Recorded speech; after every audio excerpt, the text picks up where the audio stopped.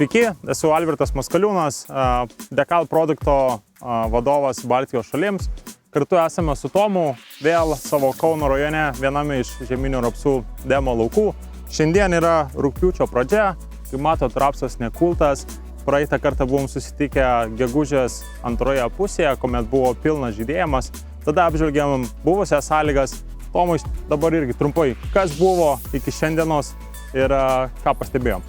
Taip, tai kaip minėjo Albertas, šiame lauke lankėmės per rapsų intensyvų žydėjimą gegužės antroje pusėje ir iš tikrųjų, kaip ir gegužė pasižymėjo su tikrai ekstremaliom sąlygom, labai daug šalnų, netgi stichinių šalnų registruota, ar ne, ir labai problematiškos sąlygos su krituliais, kai kuriuose rajonuose iškrito vos tik 10% gegužės kiekio kritulių, ar ne, tai iš tikrųjų vyravo ypatingai sausos sąlygos.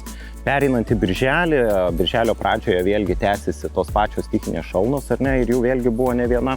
Ir geroji iš tikrųjų pusė ta, kad birželis nebuvo karštas, tikrai nekepino ir buvo vienas vėsiausių birželių per 6 metus. Ir birželio viduryje panašiai prasidėjo lietus, ar ne, to, ko visi laukiam ir to, ko labai reikėjo. Ir iš tikrųjų panašu, kad didžiojoje laukų dalyje, ar ne, tas lietus iš tikrųjų pagelbėjo. Ir dabar, kada yra rugpjūčio 4 diena, ar ne, šiandien esame šitame lauke ir jisai dar yra nepjautas, ar ne. Tai kokie tavo pastebėjimai apie tai, kodėl taip yra? Iš tikrųjų turim 10 skirtingų veislių, skirtingų brandų veislių. Bet kiek prasėjom, kiek prasižiūrėjom, matom, kad visos jos beveik vis dar yra žalios. Ir čia iš tikrųjų yra turbūt ūkininkų siekimybė turėti tokias žalias veislės. Ir vėlgi matom, kad net ir rugpjūčio pradžioje turim dar šoninės šakas, kurios nėra subrendusios. Kuomet šnekam apie atsparumą ankštaro atidarimui, kuomet viršus yra atrodo jau pilnai subrendęs, mes dar turime žalias šoninės šakas. Tai tas yra ir svarbu žinoti iš tikrųjų, kad turim laiko pilnai sulaukti, kuomet galim subrandinti šoninės šakas ir turėti tą maksimalų potencialą arba maksimalų rezultatą iš laukų. Vėlgi, ne visiems patinka, kad tokia vėlyva pjūtis, bet kaip ir šio lauko ūkininkas, turbūt jisai iš tikrųjų persirokiravo į kviečius, šiai dienai kūlė kviečius, nes dabartiniai lietus yra kur kas jautresni kviečiam, prarasti kokybę, tuo tarpu rapsas tikrai gali stovėti ir matom, kad šoninės šakos, stiebo žaliai ir jisai dar pilnai maitinasi ir tas derlingumas turėtų būti tikrai stulbinantis. Plius įvertinant, kad tai buvo rugsėjo 2 dienos sėja. Tai nors ir turime šičia dar nepjautą lauką, neturim galutinio rezultato, tačiau bandymų laukų Lietuvoje turėjom daugiau negu 40, tai iš tikrųjų jau turime tam tikrus rezultatus, kaip Kėdainių rajone vidutinis derlingumas buvo 4,2 tonos, Biržuose irgi turėjom netoli 4 bendras lauko vidurkis.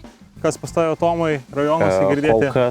Kol kas iš mano rajonų tai 2 lokacijos Suvalkijoje jau yra nupjautos, tai vienoje lokacijoje derlingumas bendras veislių buvo 4,5 tonos iš hektaro, o kitoje 4,7 tonos iš hektaro. Tai iš tikrųjų, kada buvo vegetacijos periodas, ar ne, ir iki tol, kol kombainai įvažiavo į laukus, iš tikrųjų šių metų sąlygom niekas apie tokius derlius negalvojo. Ir iš tikrųjų visi galvojam, kad bus tikrai prastesni rodikliai, bet kol kas galim tik pasidžiaugti, ar ne, kad iš tikrųjų rapsai šių metų tas sunkias sąlygas ir šalnas ir sausras, ar ne, ištempė ir turim tikrai gerus rezultatus. Šiemet atrodo priešingai, dažnu atveju būna, kad rapsas atrodo labai gerai, o nieko nebyra. O šiemet atvirkščiai turėjom, kad matom atrodo žemė, iš kur tas tonažas gali būti, bet turim, kaip ir minėjai, 4 virš 4 stabiliai ir iš tikrųjų... Taip, kaip tokių metų sąlygom tai yra labai geri derlingumai. Tos pačius ūkininkus iš tikrųjų nustebinę derlingumą. Taip, tai sėja vėlyva ir kaip pats paminėjai, toks rapsas, kokį matome už mūsų, yra iš tikrųjų kiekvieno augintojo siekiamybė. Kada mes netgi rugpjūčio pradžioje turim dar į žalią ir sveiką, ar ne? Ir kas svarbiausia, tikrai nedažnai pasitaiko tokios sąlygos, ar ne, ir kaip su ūkininkais juokavom, per visą vegetaciją nelyja, tai išlys tada, kada reikės pjauti. Ir iš tikrųjų dėja tos tos pranašystės pasitvirtino, ar ne, ir šiemet per javapjūtį iš tikrųjų kritulių netrūksta ir dekalb selekcijos, ar ne, šitas išskirtinumas ankštaro atsidarimo leidžia mums rapsą palikti ramiai, laukti, kol netgi subręs ir pačios apatinės pilnai ankštaros, taip minimizuosim iki minimumo tikrai nuostolius ir galėsim ženkliai lengviau juos nusipjauti, negu kad skubėtume pjauti anksčiau ir turėtume didesnius nuostolius. Vėlgi šnekame apie lankstumą, kuomet ūkininkas lengvai gali praeiti nuo rapso ant kviečių ir tikrai be jokio streso. Matom, kad rapsas pilnai, dar jokio derliaus nuostolio, nei viena ankštara šiai dieną dar nėra atsidarius. Ir laukiam kulimo. Kulimas greičiausiai numatomos kitą savaitę. Jeigu turėsim, tai tikėkime, kad gamtos sąlygos leis kiekvieną veislę nuimti atskirai, susverti ir tada turėsim tą tikrai vaizdą. Taip, o iš tikrųjų laukuose, kuriuose nematom tokio žalio rapso, ten, kur stiebai būna nurudę ir subrendę anksčiau, tai dažniausia to priežastis visgi yra ligos ir kenkėjai. Didžiausia dalimi ligos, ar ne, tai dažniausiai mūsų regionuose pasitaikanti fomozė, verticiliozė bei sklerotinis puvinys. Žvelgiant į šių metų sąlygas, sklerotinio puvinio infekcijai rapsus užkrėsti nebuvo ypatingai geros sąlygos, nes buvo, kaip minėjom, ganėtinai sausa, tai sklerotinio puvinio pažeidimų šiemet daug nematom, bet iš tikrųjų fomozė išlieka kaip ir tikrai žalinga mūsų regiono liga, kurią rapsai pagrinde apsikrečia rudenį ir pavasarį jau mes nebeturime nuo jos, pasakykim, grubiai vaistų, ar ne, tai labai svarbu į tai atkreipti dėmesį rudenį, kada pasiesime sekantį derlių, ar ne. O ta dar viena liga, kurią norėčiau paminėti ir akcentuoti, tai yra verticiliozė, ar ne. Tai yra tipiška sėjomaininė liga, dėl kurios iš tikrųjų netenkam iki 50% derliaus. Kas svarbu paminėti apie ją, tai kad jos skleročiai ar ne dirvoje išlieka iki 8 metų ir ilgiau. Ką mes galim daryti, tai tik tai į tą patį lauką sugrįžti su rapsu ir kitais bastutiniais augalais kuo rečiau, nesėti posėliams ar ne bastutinių augalų, garstyčių, ridikų, taip mažinant sėjomainoj priešmažiečių augalų. Tai yra tai, ką mes galim padaryti, dėja nuo verticiliozės kol kas cheminio apsaugos būdų nėra, ar ne? Bet turime informacijos, kad kai kurios veislės verticiliozę toleruoja, ar ne? Tai pakomentuok plačiau apie tai. Tai vėl priminant, iš tikrųjų grįžtant gal net ir prie fomozės, vėlgi diduma ūkininkų sako, kodėl atsiranda fomozė, nors ir turim atsparumą fomozei, ką deklaruoja kiekvienas selekcininkas. Vėlgi tai yra tolerancija, tai nėra 100% rezistencija fomozei.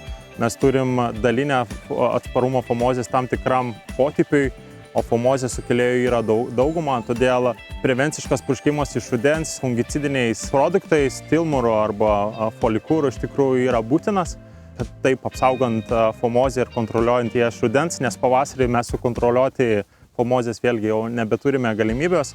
Na, o grįžtant prie verticiliozės, kaip ir Tomas minėjo, tai yra dirvožemių plintanti liga.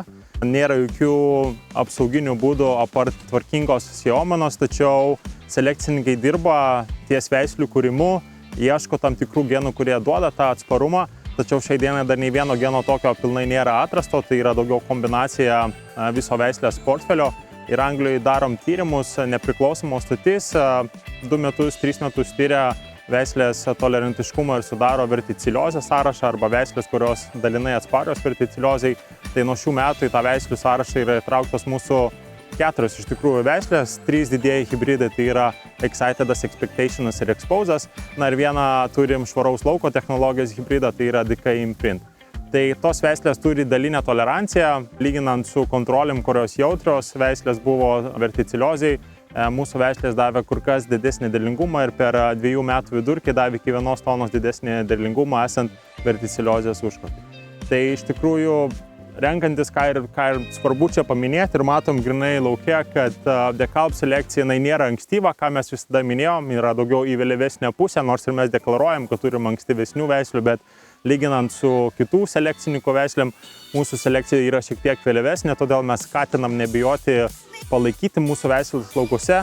Matom, dar rugpjūčio pradžioj turim žalių šakų, todėl jos gali tikrai išlaukti pilnos brandos, kadangi veislės turi vėlgi atsparumą ankštaro atsidarimui ir matom, kad iš tikrųjų turim švarius, gražius stiebus, tai vėlgi duoda bendrą veislės profilį, kad turim gerus, stabilius hibridus, tinkamus tikrai mūsų klimato sąlygų.